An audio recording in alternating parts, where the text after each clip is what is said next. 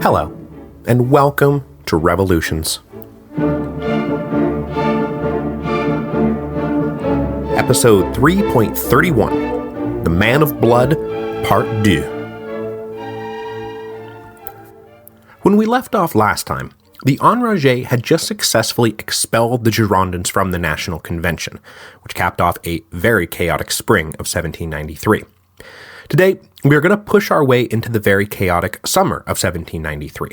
Because believe me, the summer is going to bring the Revolution, and students of the Revolution, no relief. It is a summer that will see the French armies pushed back on all fronts. The Vendée rebels continue to defy attempts to pacify them. The Federalist cities try to raise an army to march on Paris, and the Jacobin revolutionaries in Paris attempting to push back against all of it, and force the rest of France, and indeed the rest of Europe, to recognize that they were now the pure and righteous embodiment of the revolution and the future. An assertion that was very much not recognized by a young woman from Normandy named Charlotte Corday, who will purchase a kitchen knife from a vendor in the Palais Royal, and then go off to show the world who was really the pure and righteous embodiment of the revolution. To start today, we must head back out to the front lines of the war, where the generals who attempted to salvage the situation after the defection of General Dumouriez found themselves threatened not just by the Allied forces arrayed against them, but by a clique of zealous revolutionary representatives sent to keep an eye on them all. As we will see, both of these threats would prove equally deadly. After the scandal of Dumouriez's treason, the National Convention voted on April the 9th to create an additional corps of representatives on mission, who would be sent to keep a much closer watch on the senior commanders leading the revolution's armies. To ensure that those commanders would not be able to duplicate Dumouriez's treason, these representatives, like their civil counterparts, were given blanket jurisdiction over all military matters. Those representatives were now the supreme authority in camp and involved themselves in every aspect of the war, from arranging logistics to planning strategy to deciding when and where to fight. The arrival of these representatives caused nothing but ulcers for the senior generals, who now had to fight a war under the watchful eye of political commissars who equated prudence and caution with treason, and thought defeat in the field a capital crime. The first poor sod thrust into this unenviable position was the man who was tapped to fill Dumouriez's treasonous boots in the north, the former Marquis de Dampierre, now styled, of course, simply General Dampierre. Dampierre was one of those liberal nobles who had long been sympathetic to the aims of the revolution. He had started the war as an aide-de-camp to Rochambeau, and then quickly rose through the ranks because, what with half the officer corps deserting, there was plenty of opportunity for rapid advancement in the revolution's army. Dampierre had stood his ground at Valmy, led the crucial right wing at Jemappes, and was then promoted to general for the invasion of Holland. After the defeat at Neerwinden and the defection of Dumouriez, it was left to Dampierre to hold the line. He managed to regroup with about 30,000 at a fortified camp at Famars, which was a few miles south of the fortress city of Valenciennes, and from there, tried to figure out what to do next. Spoiler alert, it's not really going to be his decision. With the French now almost entirely evacuated from Belgium, the Allied forces prepared for a renewed invasion of France. And now that the British had joined the war, and the Prussians had settled things with Russia in Poland, these Allied forces were bigger and stronger and more determined than Brunswick's army of 1792 had been.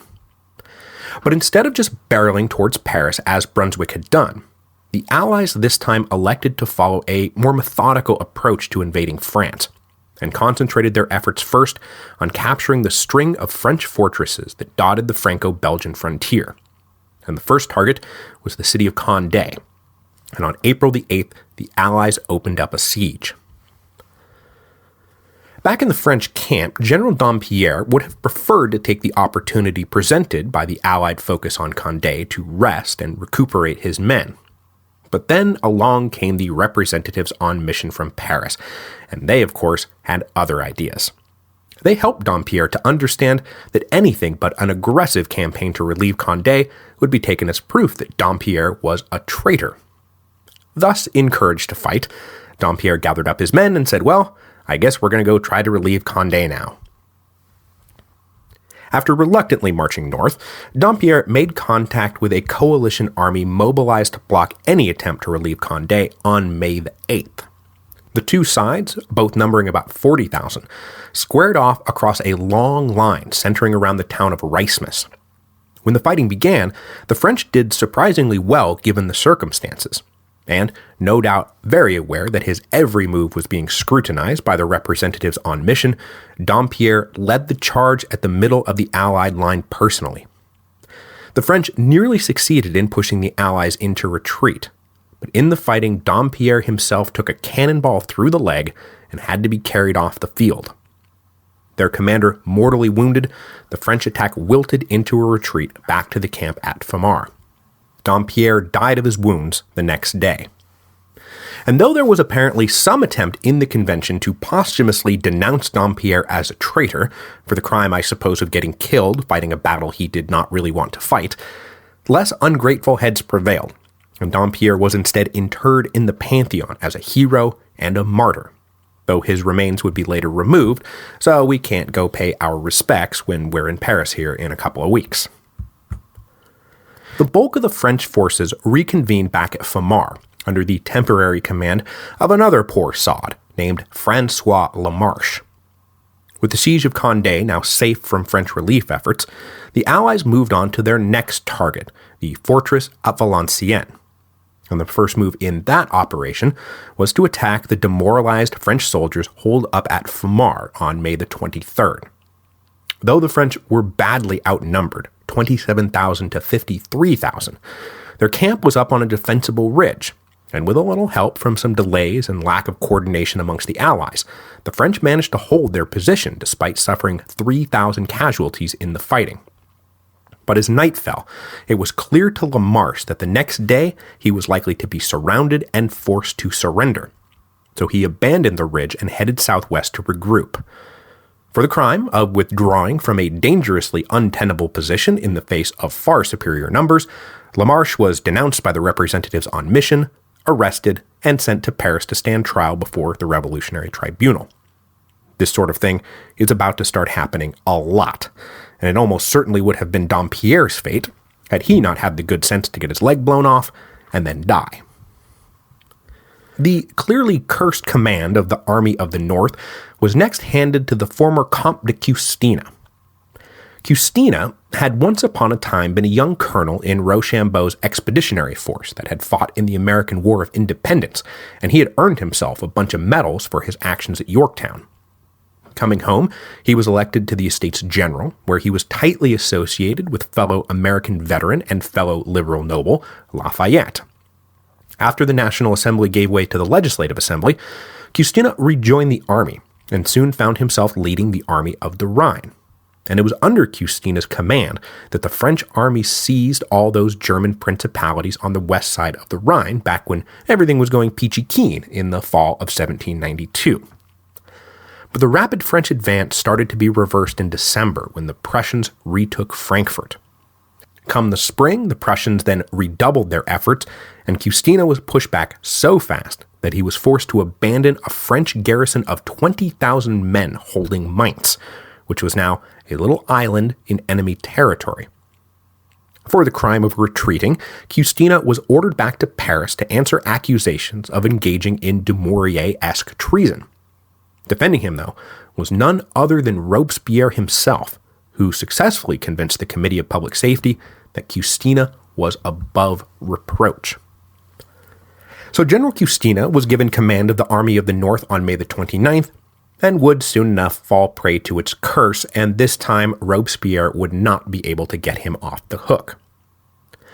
But we are going to leave the rolling disasters up on the Belgian frontier for the moment, because things were going no better in the West, where the revolutionaries faced both the uprising in the Vendée that showed no signs of slowing down, and an invasion across the Pyrenees by the Spanish.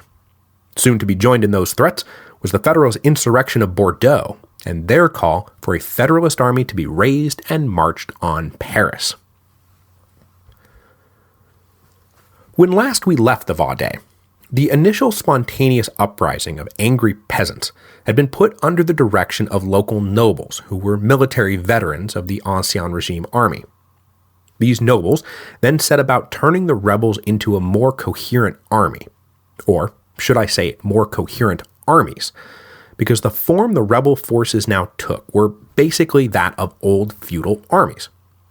Where the baron enlists the subjects in his dominion into a sort of private army that then goes off to fight under his personal authority. Well, that's exactly how the rebel armies in the Vendée will coalesce. Peasants would gather and fight under the banner of their own local lord. Now, on the one hand, this was great because the direct client-patron relationship ensured the kind of loyal discipline an army needs to survive. But on the other hand, it hampered the ultimate power of the rebels because those lords often had opposing notions about what to do next, and so they were never able to combine their full strength and pursue a single unified strategy. But in May 1793, the initial strength, rather than the ultimate weakness of the rebels, was on display. The rebels went back on the offensive against the beleaguered Republican forces who lacked the training, the discipline, and the morale to hold them back. And on May the 5th, 20,000 rebels overwhelmed the 5,000 Blues defending the city of Tours. And the capture of Tours was a huge boon to the rebel fortunes because the city held a major cache of heavy guns and powder. With these guns in hands, the Vendée rebels really started to resemble a fully functioning army. Their great strength was obviously the huge and passionate peasant infantry, but they also now boasted an irregular cavalry composed of local horsemen, and now obviously batteries of artillery. All of this was put to good use a month later when a 30,000-man army marched on the city of Saumur and seized it from the 12,000 Republicans trying to hold it. After the capture of Saumur, the entire Vendée region was basically in rebel hands. But then they made a fateful mistake. Instead of coordinating a push to break out of the Vendée, and for example, head north to link up with the British, who were eager to keep them supplied, the rebels got bogged down laying siege to the city of Nantes.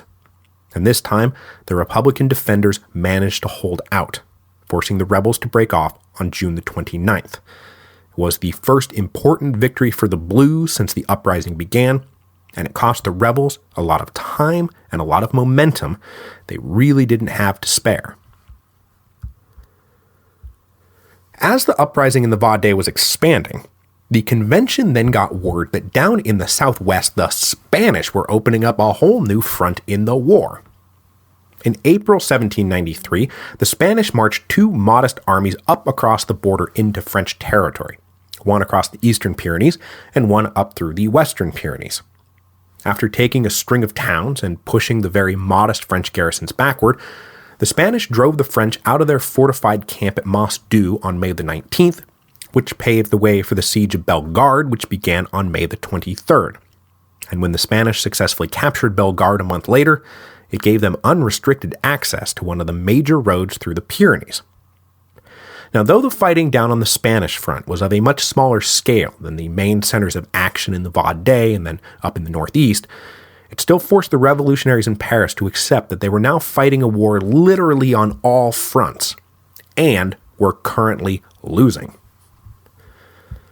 Back in Paris, this is of course the moment when the enragés go crazy and rise up in armed insurrection. So the delegates in the National Convention were now under siege from every single direction, from the poorest quarters of Paris to the richest courts of Europe, from royalists and Catholics and federalists, radicals, conservatives, moderates. In June 1793, the Central Revolutionary government in Paris had now been winnowed down to a handful of zealous Jacobins who everyone was gunning for, but who, for some crazy reason, decided that they were not going to give an inch, and that instead they were going to fight this thing to the death. And their life and death struggle against everyone, everywhere, would soon enough give birth to the Reign of Terror, the Jacobins' final bloody answer to every question. After the insurrection of May the 31st, June the 2nd, the first order of business for the Jacobins was neutralizing the rabble-rousing enragés who had just handed them control of the convention. Robespierre and the other delegates of the Mountain may have been the beneficiaries of the purge of the Girondins, but they had exactly zero love for the enragés, who the Mountain thought little better than rabid anarchists. So on the same day that the Girondins were purged, that is, June the 2nd, 1793, the convention voted to spend every day working on a new constitution for France, one that would be full of red meat for the sans-culottes, and hopefully undercut the position of the enragé agitators. Now, since the inception of the convention back in September 1792, a constitutional committee had been slowly working up a draft. But that committee had been stuffed full of Girondins, and its final draft was delivered just a few weeks after the Girondins had all been painted as royalist appeasers for backing the appeal to the people.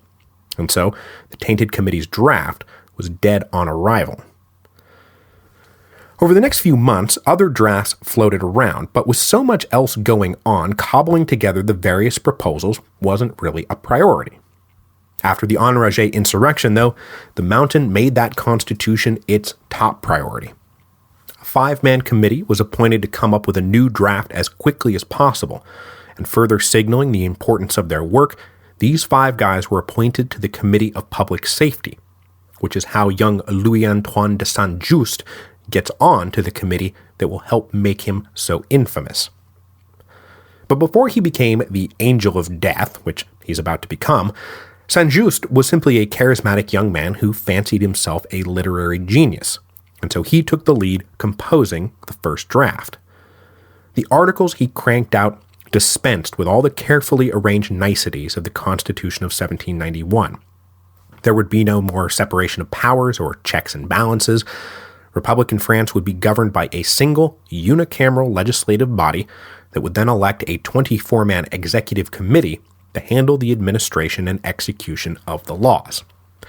Now, I've also seen it regularly reported that Saint-Just's draft swept aside the usual 2-tiered electoral apparatus and instead went with a simple one-man, one-vote direct election of delegates, but the final draft clearly lays out a system of primary assemblies feeding into electoral assemblies, so obviously something happened on the way to the printer. Not that it mattered, as we'll see once the thing gets ratified. The final draft presented to the whole convention on June the 10th was also prefaced by a revised and expanded Declaration of the Rights of Man. Where the original version was composed of 17 articles, this new version had 35 articles, and included now was the statement that public relief was a sacred debt and unfortunate citizens must be provided for. It also said that education is needed by all and ought to be available to every citizen, and that if any government should ever break the public trust enshrined in the Declaration of Rights, that an insurrection against that government was, quote, the most sacred of rights. With a little luck, the sans-culottes in the street would read this retroactive sanction of their actions and feel a little less inclined to exercise that most sacred of rights against the now Mountain-led National Convention. And indeed, after the new convention was approved by the convention on June the 24th and sent out to the provincial primary assemblies for ratification, the enragé priest Jacques Roux led a deputation into the House demanding cheaper bread and a variety of other radical economic reforms, and he accused the revolution of being worse for the poor than the Ancien Regime had ever been. When the delegates scoffed him out of the room, though, he was unable for the moment to muster enough outrage in the streets to do anything about it. Not that the sans-culottes weren't still ticked off about a whole bunch of different things. They were, and a series of riots targeting soap retailers over the next few days would attest to that. It was just that they appeared willing, for the moment, to give the purged convention the benefit of the doubt. And luckily for the delegates in the convention, Paris was about to be rocked by an incident that not only distracted the sans-culottes, but also gave the Jacobins a bona fide martyr to further cement their hold on the course of the revolution. And I speak now of the assassination of Jean-Paul Marat. As you'll recall, after the Girondins were put under loose house arrest, a few of them got up and walked out the door one day. including ex-mayor of Paris and former darling of the people, Jérôme Pétion.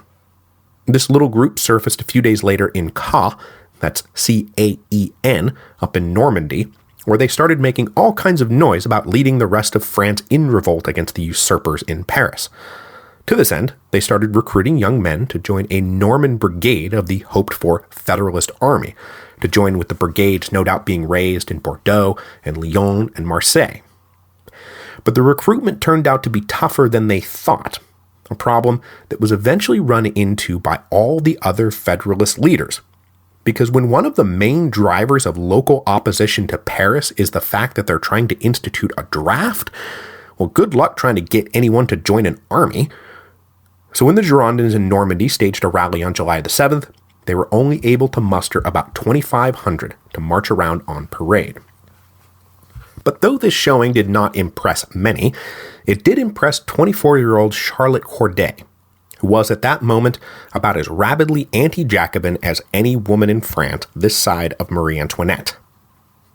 Charlotte Corday came from a family of minor Norman gentry, and seems to have spent her childhood inhaling Rousseau and Roman history, emerging as a fierce Republican idealist who was furious that the revolution had been hijacked by the bloodthirsty tyrants of the Jacobin Club, who were perverting the revolution. The purge of the noble and moderate Girondins was just further proof that the revolution had been hijacked by a gang of dangerous pirates, and she nodded approvingly at every new anti-Jacobin tract that emerged from the little Girondin headquarters that had set up shop right next door to her house in Caen. Above all, she hated the murderous little troll Jean-Paul Marat, and no doubt nodded very approvingly when she read a circular that was going around that read, "Let Marat's head fall and the Republic is saved. Purge France of this man of blood. His head must fall to save 200,000 others." This is, of course, a quote that I'm happy to highlight, since we all remember when King Charles was denounced with that same reference to the biblical man of blood, the man who must be killed for the realm to be redeemed. On July the 9th, Charlotte Corday boarded a stagecoach for Paris. She had decided it was time to redeem the revolution by purging France of the man of blood. She arrived in the capital on July the 12th, took up lodgings, and set to work. Now, her initial plan was to apparently kill Marat right on the floor of the convention in a dramatic act of patriotism, but she soon discovered that Marat had recently been forced to quit attending sessions. He was suffering from some kind of painful skin disease that could now only be soothed by soaking in a cool bath, and stricken by a particularly bad flare-up, he now rarely left his room and worked full-time at a makeshift desk sitting in a bathtub. But despite being robbed of her intended stage, Corday pressed on with her plan. She purchased a kitchen knife from a vendor at the Palais Royal, and the next day, July the 13th, 1793, she headed down to the Cordeliers district to talk her way into an audience with the man of blood. Her first attempt to gain an audience failed, but the second time she shouted loudly enough for Marat to hear that she had information about the Girondins who had fled up to Normandy.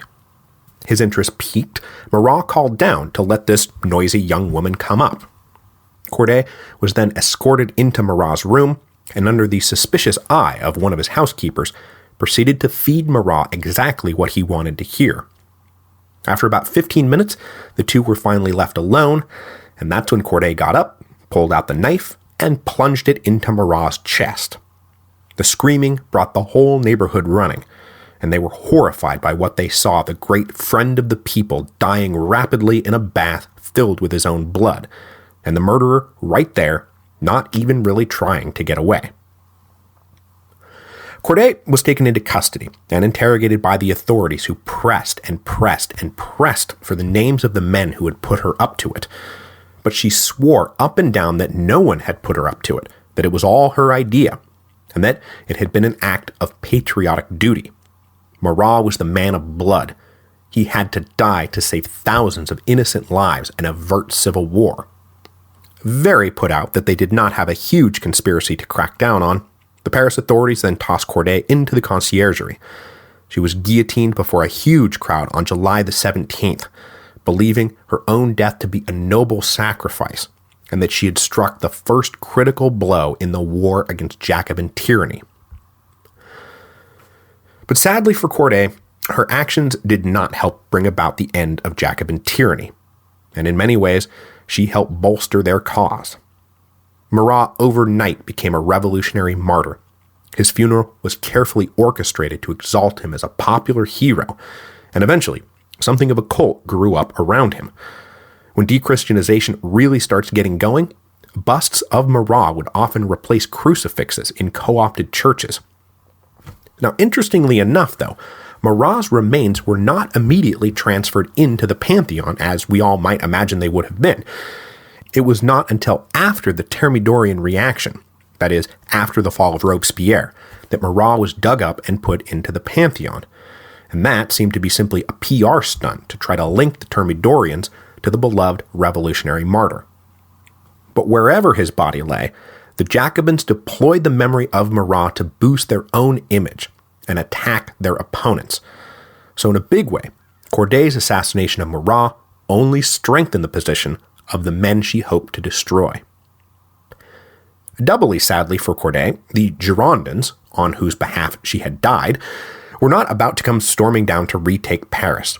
And across France, their struggle to raise willing recruits to form a federalist army went nowhere. A few thousand joined up in Bordeaux, but those guys didn't want to leave Bordeaux. A few thousand joined up in Marseille, but those guys didn't want to leave Marseille. The Federalist leaders never got anywhere near the pipe dream of 80,000 men they hoped to raise. The Federalist revolt, such as it was, would remain a series of independent uprisings, and could thus be dealt with each in their own turn. Not that anyone knew the Federalist uprising wasn't going to turn out to be as dire as predicted, and certainly not the leaders of the Allied coalition. Though the French armies just about everywhere were demoralized, and reinforced only by recruits raised by the levée of 300,000 who were both inexperienced he had left behind in Mainz had finally surrendered on July the 23rd, and that then the garrison at Valenciennes had done the same on July the 28th. Tossed into the conciergerie, Custine would be convicted of negligence by the Revolutionary Tribunal, and eventually guillotined in the Reign of Terror. As you can imagine, the applications just flooded in to take over the Army of the North. But as I just mentioned, instead of capitalizing on their victories and the weakness of the French, the Allies elected to linger on the periphery, and up in Belgium, they simply moved off to take 2 more fortress cities rather than truly launch an invasion. And they were further held back by Prime Minister William Pitt's insistence that the Allies lay siege to Dunkirk, which wasn't a particularly vital stronghold in terms of winning the war, but which was the main spoil of war Pitt had his eyes on. So the huge Allied army on the Belgian frontier, now numbering almost 100,000, was divided up and dispatched to their various sieges, totally unaware that France was not about to implode on itself, and was in fact about to explode against all of them, and that they had just missed a golden opportunity to end the war right there. As all of this was unfolding, the so-called Constitution of 1793 was circulating through France. That is, the parts of France not currently in armed revolt. And when the vote came back in, the Constitution turned out to be accepted by an overwhelming margin, signaling widespread support not just for the Constitution itself, but also for the Jacobins who had drafted it. The margin of victory was so huge it was almost unbelievable. The reported numbers were 1,800,000 yes, 11,000 no. Yes, that is correct, 1.8 million to 11,000. It's almost unbelievable. Like maybe they were just some numbers that the Jacobins back in Paris had decided sounded like a comfortable enough margin of victory. Which isn't just the monarchy, and was orchestrated by artist and ardent revolutionary Jacques-Louis David. It involved the Parisians moving on a set path from location to location, starting at the remains of the Bastille and ending at the Champ de Mars. Along the way, David had erected huge theatrical stage works to celebrate this or that aspect of the revolution. And in case anyone was wondering what the Parisians thought of those out in the provinces who had risen up against them, One station along the route showed Hercules preparing to kill an evil monster representing federalism. Not exactly a call for reconciliation or fraternity, nor exactly signaling the unity and indivisibility of the Republic. And what was the fate of the Constitution of 1793 that they were all in part celebrating the ratification of? Well, when a delegate in the National Convention stood up the next day to suggest calling elections for the new legislature, he was practically laughed out of the room. There were far too many emergencies out there to risk inaugurating a new government.